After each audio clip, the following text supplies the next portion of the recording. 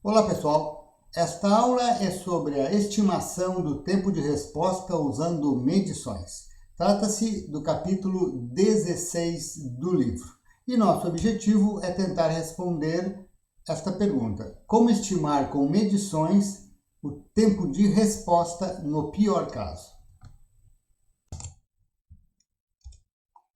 Embora aquela modelagem que vimos no capítulo 15 seja muito interessante e se for possível aplicá-la é muito bom, na prática os sistemas em geral são complexos demais para aquela análise baseada em modelagem matemática.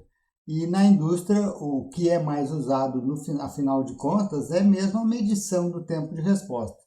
São feitas medições do tempo de resposta do software e hardware implementados e então se verifica se o comportamento temporal observado é compatível, atende aquilo que é pedido nos requisitos da especificação. Quando a gente faz a avaliação do tempo de resposta através de medição, é preciso ter em mente duas coisas. Primeiro, nós vamos precisar de testes e não vai ser um ou outro, nós vamos precisar de um razoável conjunto de testes para ter alguma confiabilidade nos valores observados. E, como nós estamos falando aqui de um conjunto de testes, acaba que é necessário um olhar estatístico sobre os resultados. Não adianta medir uma vez, não adianta medir 10 vezes e fazer a média, nós temos que observar como os resultados se apresentam ao longo do tempo. Bom, obviamente, para medir o tempo de resposta, eu tenho que executar o sistema. E, de cara, isso significa que eu vou precisar de um certo cenário de entrada de dados, o qual configura o meu caso de teste. Como eu estou aqui interessado em pior caso, eu tenho que tentar eu tenho que buscar casos de teste que estressem o meu sistema e que façam ele apresentar os piores tempos de resposta, ou pelo menos alguma coisa na direção dos piores tempos de resposta. Estimar o worst case response time, o pior caso mesmo dos tempos de resposta a partir de medições é muito difícil, porque na maioria das vezes o verdadeiro pior caso, aquele caso que é de fato o maior que será observado em todos os tempos, ele é raro, ocorre com muito pouca frequência. Eu preciso de uma combinação de condições muito especial, muito particular, para levar o tempo de resposta para o valor máximo. E como isso ocorre com pouca frequência, mesmo que eu faça muitas medições, provavelmente eu jamais irei observar o verdadeiro worst case response time. Além disso, as condições, as exatas condições do sistema para que o pior caso aconteça, elas são normalmente desconhecidas. Exatamente o que eu devo fazer no meu sistema em termos de dados, em termos de timing dos eventos, né, para que o worst case response time aconteça, isso normalmente eu não sei. E por isso que eu tenho que testar com condições de estresse para tentar observar cenários que, embora não sejam o verdadeiro extremo pior caso, são valores perto, né, desse pior caso. Em função desse desconhecimento, dessa insegurança, os desenvolvedores precisam trabalhar com margens de segurança. Ou seja, eu pego os valores que eu observei e considero que o pior caso vai ser o observado mais uma margem de segurança. Exatamente quanto é essa margem de segurança? É 20%? É 100%? Depende do sistema e é resultado da experiência prática dos desenvolvedores. Obviamente vai depender de cada caso. Quando a gente pensa, né, no escopo de um teste, né, a gente pode vislumbrar diferentes possibilidades. Por exemplo, eu posso fazer o teste de uma tarefa isolada. onde eu testo cada tarefa independentemente, né? E identifico erros lógicos e funções dessa tarefa. Mas nesse momento eu não estou ainda preocupado com o tempo de resposta. É apenas a lógica da tarefa em si. Depois, eu posso fazer um teste comportamental, onde eu testo o meu sistema face a eventos externos. Então, eu quero saber se o comportamento do meu sistema, na ocorrência dos possíveis vários eventos externos, né? Vários possíveis eventos externos, se o meu sistema se comporta corretamente. Então, eu vou testar aí para cada evento que pode ocorrer, que está previsto na especificação do meu sistema. Um terceiro tipo de teste é o teste intertarefas. Aí, no caso, eu estou preocupado com a programação concorrente. Eu testo várias tarefas e a sincronização e a comunicação entre elas para ver se as minhas soluções, né, em torno de troca de mensagens, em termos de variáveis compartilhadas, está ok, está funcionando. Né, e faço isso, obviamente, com diferentes taxas de dados e cargas de processamento. Finalmente, quando eu junto tudo, eu tenho o teste do sistema. E aí eu vou testar a combinação do sistema hardware mais software integrados. Né? Muitas vezes eu tenho um embedded system, a parte do hardware tem que ser testada no mesmo nível que a parte do software. E nesse caso eu preciso incluir eventos externos, tais como a ocorrência de interrupções dos meus periféricos, as chegadas de pacotes ou caracteres pelas minhas redes de comunicação, toda a comunicação do meu sistema com o mundo exterior. E aqui, então, pessoal, vai aparecer o tempo de resposta. Quando eu coloco tudo para trabalhar, num cenário realista, de preferência um cenário estressado, né, pesado, onde eu tenho as interrupções, eu tenho as comunicações intertarefa. No final das contas, o que vai aparecer é o tempo de resposta das tarefas, e aí eu vou buscar aqueles piores tempos para ver se eu estou respeitando a especificação do sistema. Nesse contexto, né, de teste, vale a pena mencionar três termos que são usados. Caso de teste. O caso de teste descreve uma condição particular a ser testada. É o que o termo diz, né? É um caso de teste. Ele é composto por valores de entrada, quais são os dados de entrada que eu vou fornecer para o meu sistema neste teste, quais são as restrições para a sua execução, o que vai estar acontecendo em termos de comportamento exterior, interrupções, comunicações, variáveis globais e, por fim, qual é o resultado ou o comportamento esperado do meu sistema nestas condições aqui que eu dei para ele. Tá? Então, isso é um caso de teste individual, particular. O procedimento de teste é uma descrição dos passos necessários para executar o caso de teste. Na verdade, como nós vimos antes, eu vou precisar fazer toda uma sequência de testes, e eu vou dispor de vários casos de teste, e o procedimento ele pode ser válido para vários casos de teste. O que muda de um caso de teste para o outro? Eu posso mudar alguns valores de entrada, eu posso mudar o comportamento do ambiente, e, enfim, mas o procedimento pode ser o mesmo. É mais ou menos o que seria o setup, né, para mim realizar o teste. E critérios de teste. Aqui é a direção, né, a gerência do meu esforço de testes, ou seja, os critérios de teste são diretivas que eu uso para selecionar e avaliar os casos de teste.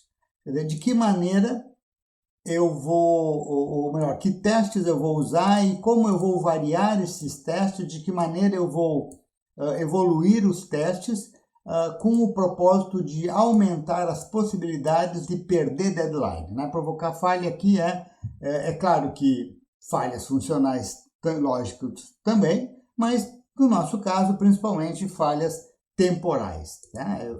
É como eu vou conduzir a minha saraivada de testes, os quais são aplicados através de um certo procedimento e tratam-se de conjuntos, né, de casos de teste. É muito difícil gerar casos de teste para forçar o sistema a obter tempo de resposta elevado, que é o que eu quero, né? Aqui na nossa perspectiva de sistemas de tempo real, a gente quer forçar tempo de resposta a perder deadline. Se vocês forem olhar a literatura de engenharia de software, vocês vão encontrar uma imensidão de material sobre testes onde tu busca falha funcional, lógica, né? Mas aqui a gente está preocupado com o tempo de resposta. E um dos problemas, no caso de testes para tempo de resposta, para deadline, é a natureza totalmente assíncrona do sistema. Ou seja, embora o comportamento lógico funcional do sistema seja mais determinista e previsível e mostrado correto, o comportamento temporal dele depende de uma série de fatores que vão além da programação das funções propriamente ditas, né? Todo o comportamento do escalonador, os instantes de ocorrência de interrupções, as mensagens chegando pelos canais de comunicação, em qual ordem, em qual tempo, né? Tudo isso aumenta de forma brutal os possíveis cenários que eu vou ter durante a execução do meu sistema. Por isso é que é tão difícil definir, né, os casos de teste de maneira a expor realmente quais são os piores tempos de resposta. Para cada caso de teste, eu tenho que definir um monte de coisas, ou deixar elas de forma aleatória, mas de qualquer maneira elas estarão lá. Por exemplo, quais são os dados de entrada que foram fornecidos para as tarefas, né? Em que estado o programa está, por exemplo, as variáveis globais. Quando eu rodo tarefas que recebem dados de entrada para processar, mas também consultam o estado do sistema através, por exemplo, de variáveis globais compartilhadas, eu tenho que testar com diferentes estados para essas variáveis globais compartilhadas. Inclusive, existem, às vezes, variáveis globais compartilhadas cujo valor vai mudando e mudando e mudando ao longo da evolução, da execução do sistema, de maneira que alguns valores nas variáveis globais do sistema somente são alcançados após um longo período de execução. Então, isso significa que o teste tem que ser um teste muito longo ou, de alguma maneira, eu tenho que impor ao estado global do programa uma pré-condição que, na prática, seria raramente alcançada, mas é possível alcançá-la. Então, eu tenho que impor às variáveis globais do programa determinados valores para testar o meu sistema naquele cenário. Embora, na prática, atingir tais valores nas variáveis globais seja provavelmente muito difícil ou muito demorado. E também eventos externos, né?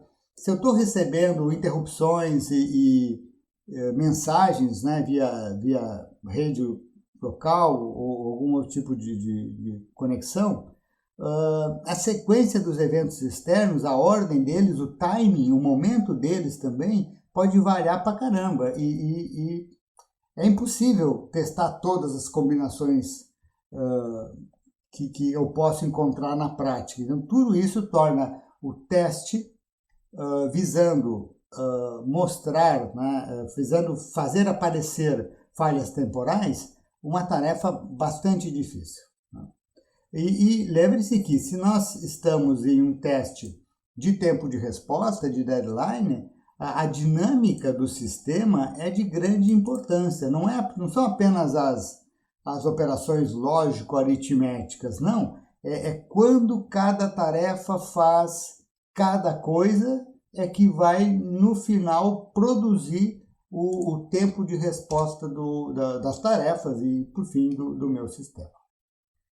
Por exemplo, embora a minha tarefa use o mutex corretamente, né, o tempo de bloqueio no mutex pode ser de 0 a muito grande, né? E o tempo de bloqueio no mutex pode ser o fator responsável por fazer um deadline ser perdido. Embora a lógica do programa esteja ok, né, uma série de fatores, de circunstâncias, de eventos acontecendo nos momentos piores, né, podem me fazer um tempo de bloqueio do mutex estourar o meu deadline. Isso pode ser um evento raro, pode ser difícil, muito difícil de observar. No entanto, é possível e eu vou perder o deadline no caso deste evento raro. Por isso, o worst case, o verdadeiro worst case response time é muito difícil de ser observado. E observem que o uso lógico no mutex está correto.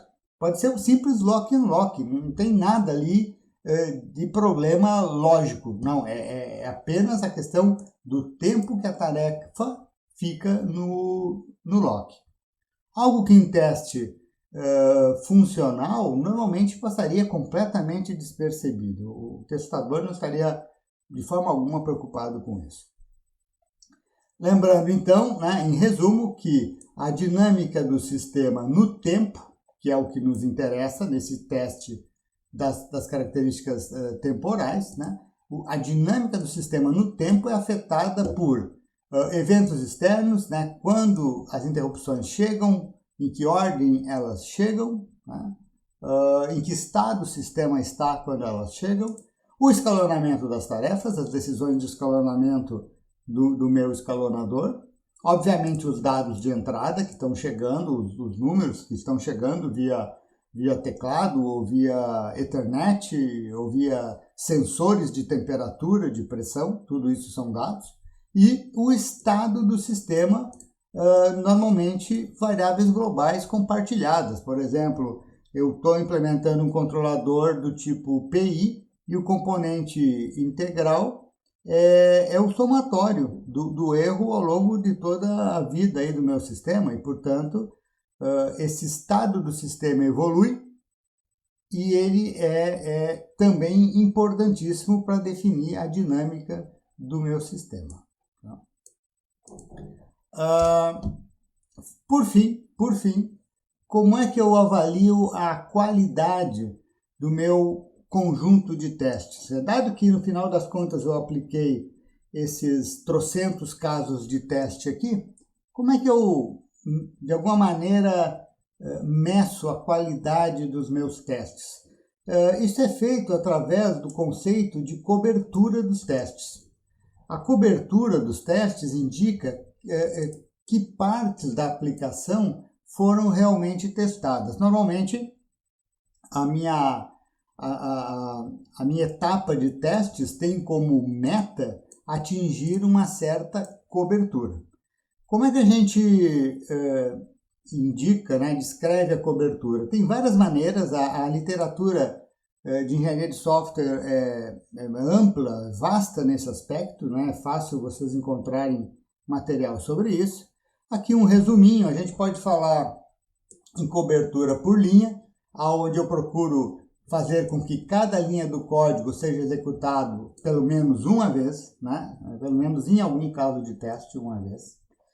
Depois, cobertura por desvio, aonde cada desvio condicional, o que é desvio condicional? É o if, o desvio que está implícito num if, né? Num while, num do while, num for. todas essas estruturas de fluxo de controle têm dentro dela uma hora que tu testa, vou por aqui ou vou por ali.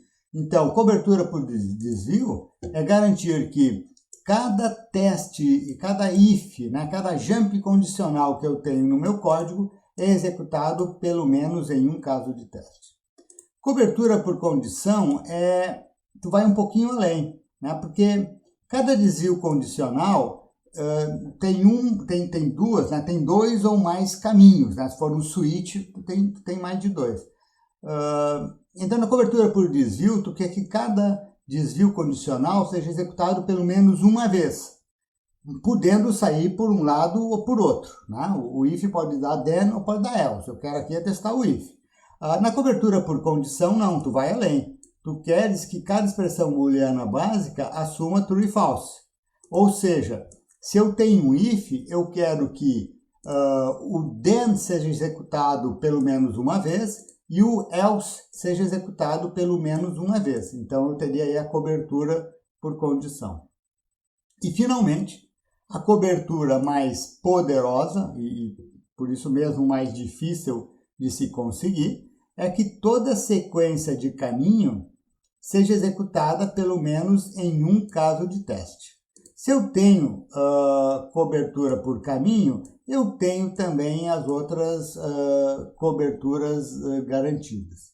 Essa classificação ela é pensada principalmente no caso de teste lógico funcional, né? Então, a gente poderia pensar em cobertura nos aspectos mencionados antes, né? Na parte de timing e sequência de eventos. Mas, em geral, isso é muito difícil de fazer, não tem muita literatura sobre isso e acaba que a gente, né, o desenvolvedor tem que usar a sua experiência para tentar cobrir também as diferentes possibilidades em termos de estímulos, né, que o ambiente pode oferecer para o sistema, ou o próprio escalonador, as decisões que o escalonador poderia de alguma maneira tomar. Okay? Pois bem, dado tudo isso, fica mais ou menos evidente que nós não teremos uma certeza sobre as coisas, né? Ao aplicar um conjunto de testes, o que tu tem é uma visão estatística das medições, né? Tu olha para as medições e aí tu tenta deduzir como está o comportamento do sistema, se o comportamento do sistema é aceitável ou não, né? Então, o resultado da aplicação dos testes vai ser a coleta dos tempos de resposta das tarefas. Fazer uma única medição do tempo de resposta é bobagem, porque vai mostrar um tempo de resposta e não a vasta gama de valores possíveis que nós sempre temos na prática, né? E são necessárias, portanto, várias medições e um olhar estatístico destas medições. Não existe um tempo de resposta, né? O tempo de resposta de uma tarefa é uma variável aleatória com uma certa distribuição de valores. E a gente tem que olhar exatamente essa distribuição de valores. Aquelas curvas que um histograma, né? Um histograma dos valores, dos tempos de resposta observados de cada tarefa, né? A distribuição das frequências observadas dos tempos de resposta é que vão te dar um conhecimento sobre o comportamento do sistema. Acaba que um gráfico é muito mais valioso do que um número neste caso. Eu posso, obviamente, calcular estatísticas simples a partir das medições. Por exemplo, eu posso chegar e falar: o tempo de resposta mínimo observado foi este, o tempo de resposta médio observado foi este, mas a maior parte do tempo a gente tem deadlines, então a gente está preocupado com o tempo de resposta máximo observado. Em inglês, o pessoal usa muito esse HWM aqui, que é o High Water Mark. né?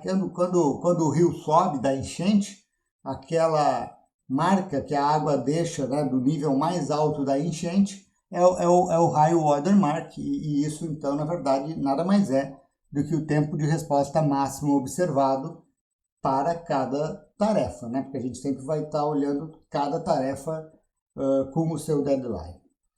O maior tempo de resposta observado, ele é uma aproximação otimista sempre, né, do pior caso.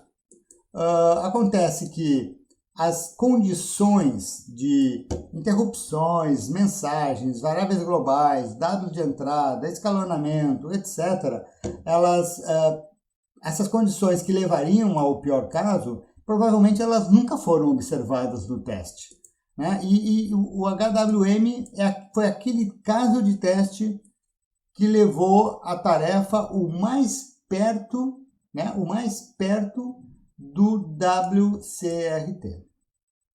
E, obviamente, não é o mesmo caso de teste para todas as tarefas, né? Cada tarefa vai ter um caso de teste que vai gerar, melhor dizendo, né, vai gerar o seu HWM, que a gente vai usar como uma estimação, uma aproximação otimista do pior caso. Não é o pior caso, é o pior caso observado. É diferente do pior caso verdadeiro.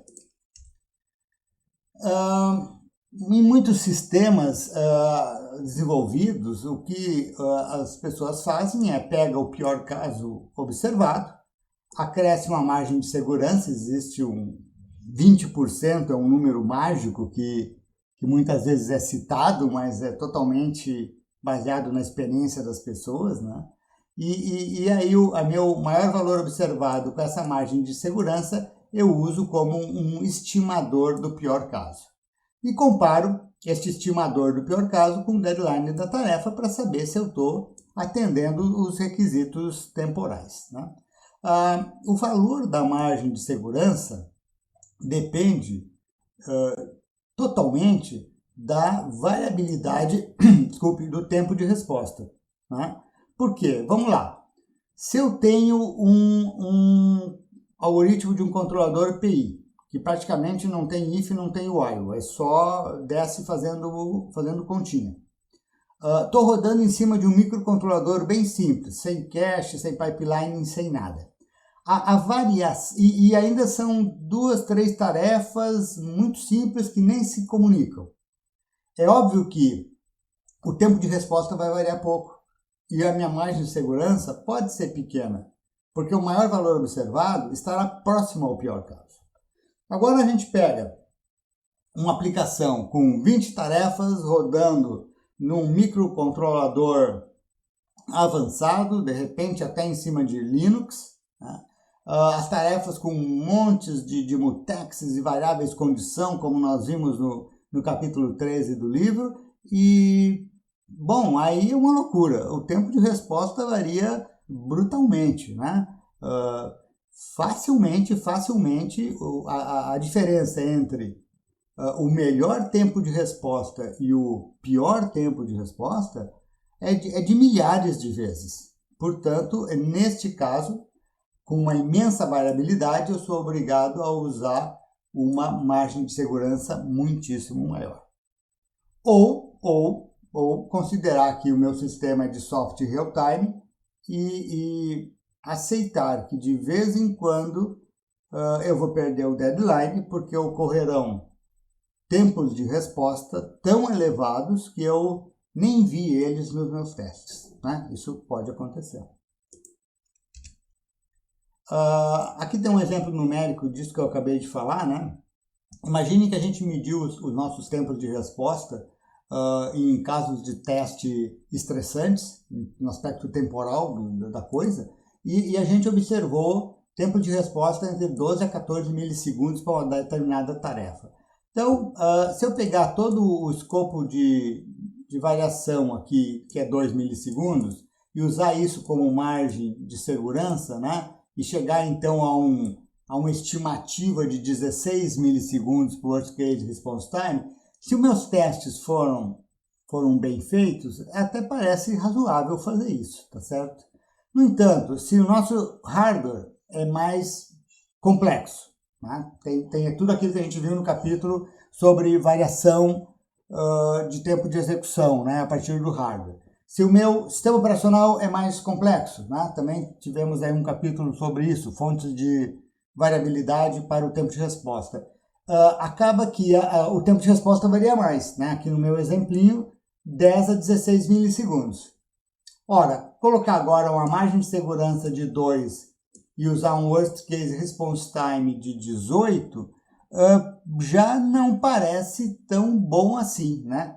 Frente à variação das medições. Então acaba que cada caso é um caso, a gente tem que olhar para o tipo de hardware que a gente tem, para o tipo de sistema operacional que a gente tem, para o tipo de aplicação que a gente tem, e aí então tentar empiricamente, com a experiência da equipe, né, tentar arbitrar, porque é isso que a gente está fazendo, a gente está arbitrando uma margem de segurança. Então a margem de segurança é definida caso a caso, com base na experiência do desenvolvedor, e obviamente quanto mais crítico o meu sistema, mais preocupado eu estarei com isso daqui. E apenas gostaria de reforçar o seguinte, aqui eu botei 10 a 16, né, como pior que 12 a 14, mas isso daqui, pessoal, ainda é um passeio, né? Assim, pode ser 10 e 100, 10 e 500, dependendo do teu sistema, da complexidade do teu sistema, né? Uma tarefa de baixa prioridade, com vários mutexes e variáveis condição, ela pode ter uma hora que ela está com sorte, não tem ninguém na fila de aptos e está tudo livre, ela vai rapidinho, ou outras vezes essa tarefa de baixa prioridade, ela pega a fila de aptos repleta de tarefas com prioridade mais alta, todos os mutexes ocupados, e o tempo dela vai lá para cima. Então, como eu falei, diferenças de 1, 2, 3 ordens de grandeza é perfeitamente possível em um sistema mais complexo. Aqui tem um exemplo, né, para a gente ter um gostinho assim de realidade. Aqui tem um exemplo. Nós temos 1000 casos de teste, portanto, 1000 casos de 1000 tempos, medições de tempo de resposta. Tá? Isso aqui foi rodado num desktop com um processador super complexo, né, o i7, e com um sistema operacional também complexo, o Linux. Não é uma aplicação de tempo real, é apenas para ilustrar o que eu estou falando aqui. Mas, de qualquer forma, os gráficos vão variar, obviamente, o formato deles, mas o espírito é mais ou menos esse. Tá? Aqui, a tarefa ela implementava um algoritmo de codificação que o pessoal usa aqui acho que para criptografia, né, Huffman? Pois bem, olha só o que aconteceu. Eu rodei a tarefa em 1000 diferentes cenários, 1000 diferentes casos de teste, e eu plotei aqui quanto tempo ela levou. A escala é microsegundos, né? Então vocês veem que quase todo o tempo a tarefa está aqui em torno de 2500 microsegundos. Né? É o tempo típico dela. Mas às vezes acontecem coisas no sistema, coisas no hardware, coisas no sistema operacional, coisas na aplicação, e o tempo de resposta dela sobe. Entendo que o HWM aqui ficou mais ou menos, né, tá para ver aqui, né, 3.200, ó, mais ou menos em 3.200, e ele acontece, nós temos spikes, nós temos agulhadas aqui de vez em quando. Esse tipo de gráfico é típico, tá? Normalmente a coisa é mais ou menos assim. Quanto mais complexo o sistema, mais spikes, mais agulhadas, e quanto mais se empenha o meu microcontrolador, se empenha a minha aplicação, mais bonitinho e uniforme, né, fica o gráfico. Então aqui, como eu falei, né, em torno de 2500 foi o típico, que é a altura aqui da maior parte do tempo. O mínimo foi, no caso, 2.300 e o médio foi 2.400. Já o pior caso observado foi de 3.200. Não existe garantia, pessoal, que 3.200 é o pior caso. Se eu rodar mais 10.000 vezes, talvez eu observe, e provavelmente, nesse sistema, com certeza, eu vou observar valores maiores que 3.200. Existem, às vezes, cenários tão raros, que tu tem que rodar o sistema anos a fio na produção para enxergar o valor, né? Então, tudo vai depender da probabilidade de ocorrência das condições que te levam ao verdadeiro worst case response time. Então, não existe garantia que o worst case response time foi observado durante as medições e, na verdade, é altamente improvável que isso tenha acontecido, porque no meu caso aqui a plataforma é super complexa. De novo, né? Um microcontroladorzinho de 8 bits, bem simplinho, tarefinhas bem simples, né? Vai ter um comportamento muito melhor. Mas vai variar também, né? Mesmo que tu faça aí um laço principal com tratador de interrupção, como a gente viu no capítulo 7, vai variar, porque às vezes a interrupção entra, às vezes não entra, e o teu tempo de resposta já varia pra caramba. Se eu pegar isso daqui e plotar um histograma, eu tenho a distribuição, né? Infelizmente aqui no eixo X eu acabei não colocando os valores em microsegundos, mas essa coluna grandona é o 2.500 microsegundos. Assim, dá para ver que tem 3 barras bem grandes. E aqui está no valor típico. Isso aqui está em torno do valor típico de 2.500 microsegundos. Aí tem algumas ocorrências aqui para baixo. O mínimo foi 2.378, então 2.378 está por aqui. E a partir daí nós temos uma cauda bem fina e longa, né? O último valor, o maior valor observado foi 3.200 e deve estar por aqui no finalzinho da cauda, temos o HWM 3.200. Isso aqui é outra coisa típica, né? Histograma de tempo de resposta. Tu tem uma grande concentração de ocorrências em torno do valor típico e aí uma longa cauda fininha que vai embora, né? Dizendo o quê? Dizendo que existe uma série de condições infrequentes, porém que, quando acontecem, levam o teu tempo de resposta para cima, tá? Isso é típico. Se tu está preocupado com um deadline, tu vai querer saber aonde que a cauda termina, né?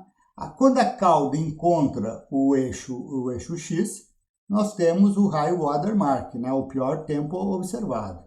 É o pior response time verdadeiro? Não. De repente, o pior tempo de resposta está lá ainda para a direita, lá para frente. Mas é um cenário tão raro que eu nunca observei eles nos meus testes. Ou os meus casos de teste foram tão mal feitos que eu nem percebi que haviam possibilidades tais que o tempo de resposta seria muito mais alto do que eu vi, né? Então eu tenho que caprichar os meus casos de teste. Existem aplicações, aqui do lado soft real-time, né? Existem aplicações com requisitos temporais relaxados e onde nem toda ativação precisa cumprir o deadline. Isso é muito frequente, pessoal. Imagine aí um controlador de uma caldeira, né? O processo, no caso a caldeira, é tão lento, o processo físico é tão lento, que se o teu controlador de vez em quando perde ciclos de controle, tudo bem, não vai acontecer nada, desde que tu não perca ciclos demais, né? Então, não é preciso cumprir o deadline sempre, mas tu não pode perder ele com muita frequência. O que é muita frequência para perder o deadline? Obviamente depende da aplicação. Quanto mais lenta a dinâmica da planta, quanto mais lento o ambiente face ao computador, menos problemático é perder um deadline aqui e ali.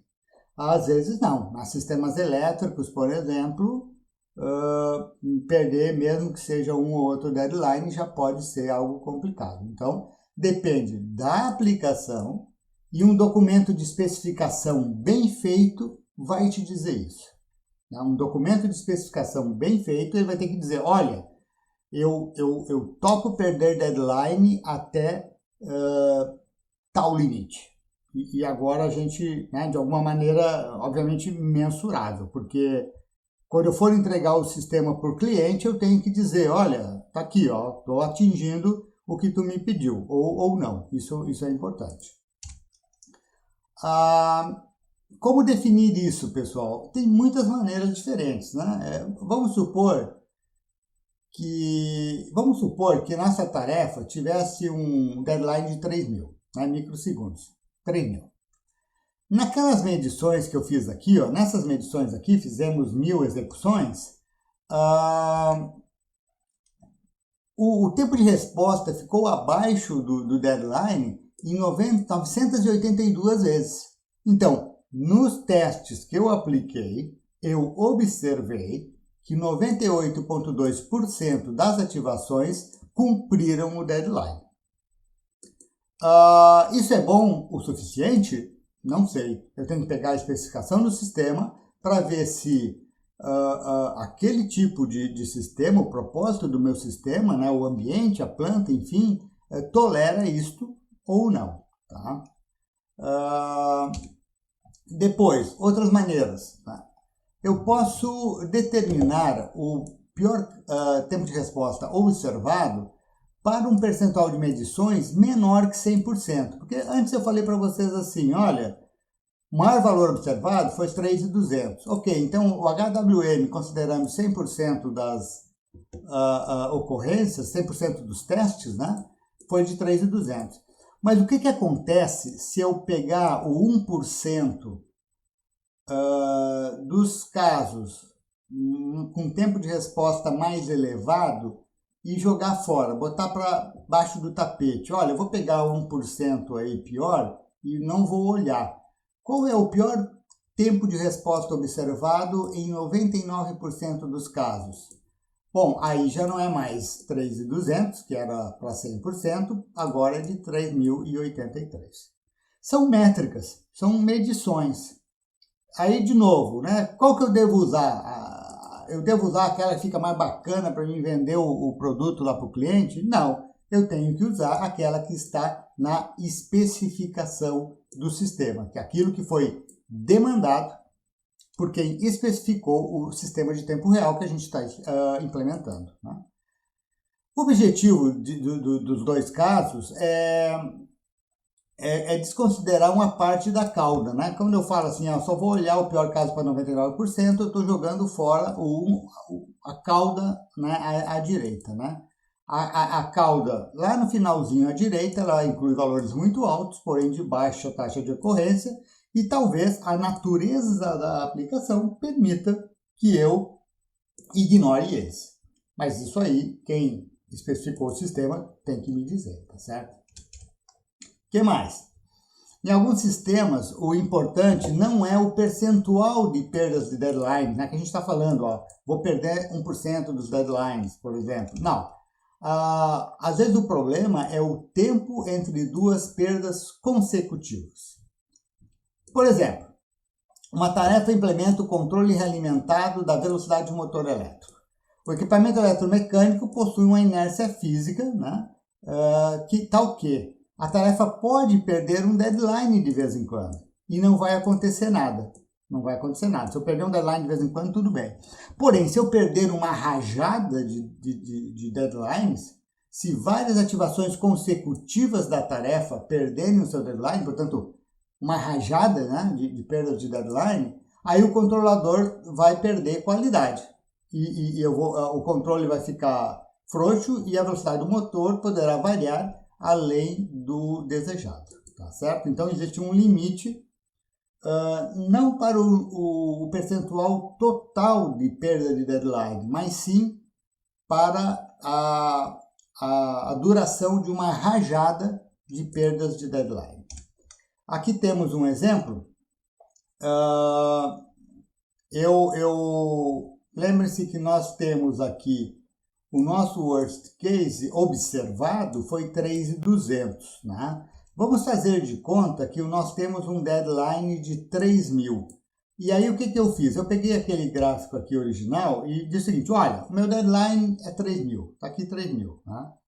Tudo que está abaixo de 3.000 eu vou ignorar, porque aí atendeu. Beleza, eu vou ficar só com as agulhadas, os spikes que passaram de 3.000, que foi quando eu perdi o deadline 3.000. Então, se agora essa figura eu fico só com aquelas ocorrências de valores acima do deadline 3.000, eu fico com um gráfico assim, né? Então, dá para ver que aqui no início eu não perdi, depois aqui perdi, não perdi, perdi. E aqui no finalzinho, né, à direita, né, tem uma rajada. Pô, deu alguma coisa aí no sistema, o tempo de resposta da tarefa em várias execuções ficou elevado e nós tivemos uma rajada de perda de deadlines, né? Um momento, a gente disse que houve um momento de sobrecarga no meu sistema.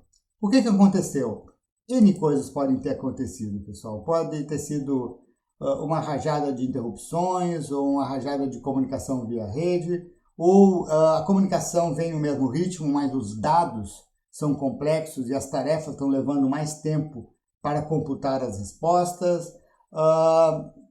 O hardware ali deu algum problema de cache, um monte de conflito em cache, e por aí vai. A razão pode ser questão térmica, a temperatura subiu, a frequência do processador desceu, então vocês percebem que o espectro é amplo aí para as causas.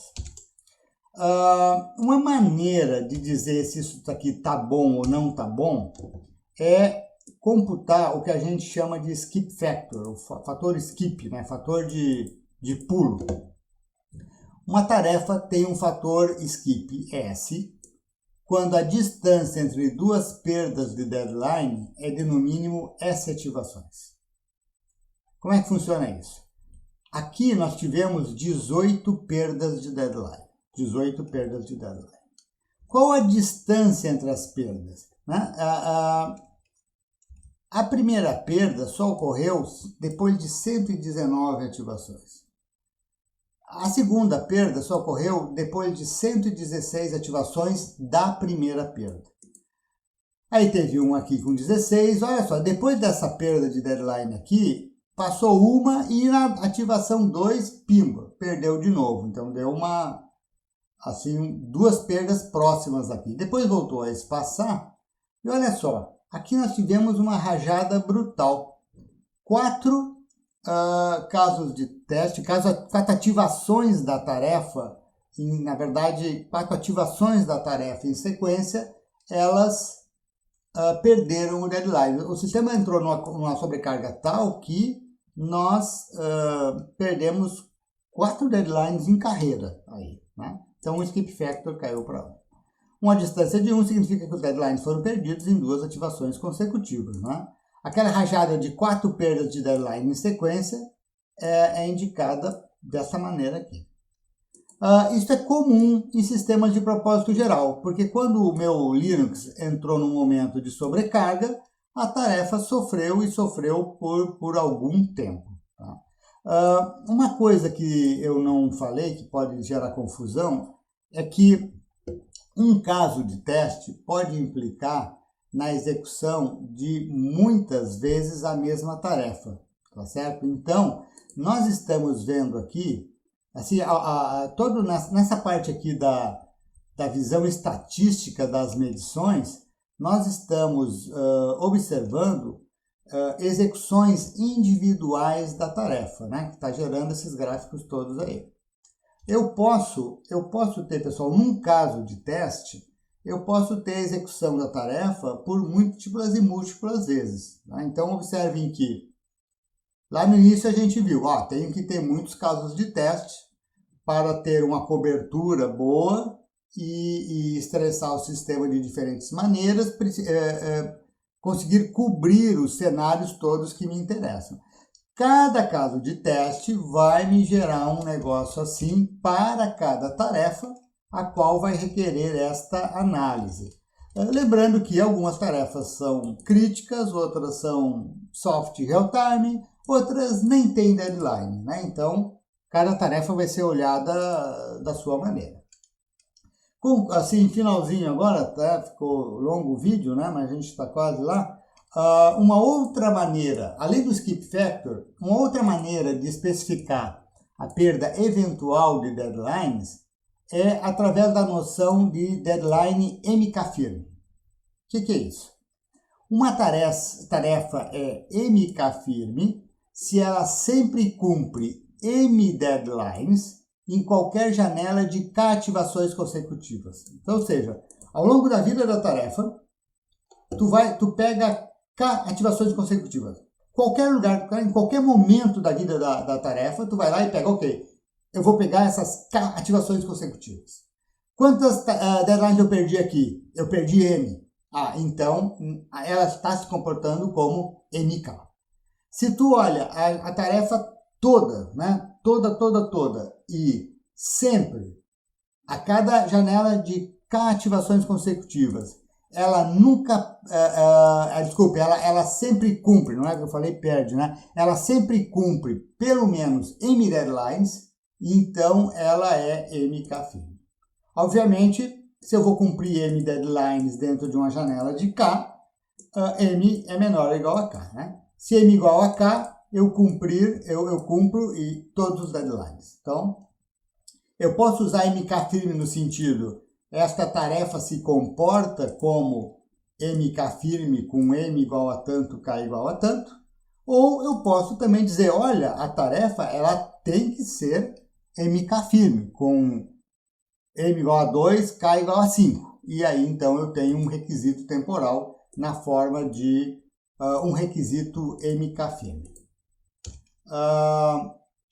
Se nós pegarmos aqui este gráfico, vamos estabelecer um K, pessoal. Eu peguei K igual a 20, então eu vou olhar janela de 20.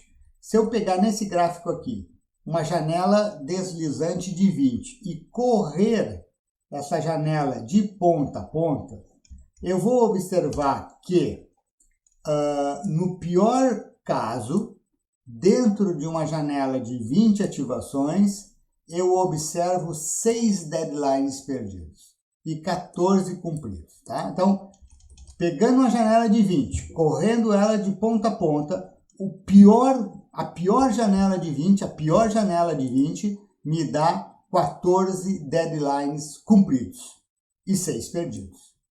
E, portanto, esta tarefa se comportou como 14, 20 firme. Né? MK firme, M igual a 14, K igual a 20 neste caso. O que eu uso como M, o que eu uso como K? A especificação do sistema tem que dizer. Quem especificou o sistema tem que dizer, olha, eu aceito perder tanto em cada janela de tanto. E aí tu tem o requisito temporal. Tá? Aqui, esse gráfico mostra quantos deadlines foram perdidos em cada janela de execução de 20 ativações. Tu vê aqui o pior cenário, 6, ó, aqui é 6, ó, 6 aqui, ele é observado lá no final, onde numa janela de 20 eu perdi 6. Quando que aconteceu isso, pessoal? Obviamente foi aqui, ó. Aqui a gente consegue juntar 6 perdas aí numa janelinha de 20 aqui. Lembre-se, o gráfico de ponta a ponta tem 1000, né? 1000 ativações. Considerações finais. Exatamente qual métrica será usada para especificar os requisitos temporais depende da natureza do sistema em questão. Né? O ponto de partida é sempre a especificação, né? E ela vai me dizer, o sistema tem que fazer isso. E eu vou lá e vou medir se o sistema faz isso ou não. Né? Então, a especificação do sistema deve determinar os requisitos temporais. Eu, o desenvolvedor do software, do hardware, não vou inventar isso. Eu tenho uma meta para atingir de comportamento temporal, os requisitos temporais, que a especificação do sistema me diz. E depois eu tenho que aplicar um olhar estatístico. Não adianta medir uma vez e deu tanto. Medir 20 vezes, a média deu tanto, a máxima deu tanto. Isso aí não basta, pessoal. A gente tem sempre... O gráfico mais importante é esse aqui, é o histograma. Né? Eu tenho que ver como é que está a cauda das minhas medições de tempo de resposta. Finalmente, aqui, ok. Média e máxima não basta, é legal de olhar, obviamente, mas não basta. Condições dos testes realizados. Eu tenho que tentar variar ao máximo, né? Então, por exemplo, no caso de um desktop, se eu mudo os programas de execução, eu mudo a carga do sistema, eu mudo tudo. Felizmente, a maioria dos sistemas de tempo real tem uma plataforma de hardware mais dedicada e mais simples, tá certo? Então, eu normalmente, no sistema de tempo real, eu tenho um conjunto fixo conhecido de tarefas, eu tenho um computador dedicado, o cenário é estável, o que eu estou executando ali, por exemplo, uma máquina industrial, né? O software dentro da máquina industrial é estável. Eu não estou fazendo download de novas tarefas o tempo todo para a máquina industrial. Isso não existe, isso é bom. E então torna as medições mais estáveis e mais fáceis de analisar. Comportamento de outras tarefas da aplicação e dos periféricos influencia os tempos de resposta. Uma tarefa, você sabe, né? Vocês viram isso em vários capítulos do livro. Uma tarefa atrapalha outra tarefa e isso vai aparecer nos tempos de resposta. E a última frase: cabe ao desenvolvedor criar cenários de estresse para o sistema no momento que for criar os seus casos de teste e de fazer as suas medições dos tempos de resposta. Tá bom? Mais detalhes sobre este assunto vocês encontram no meu livro Fundamentos dos Sistemas de Tempo Real. Até mais!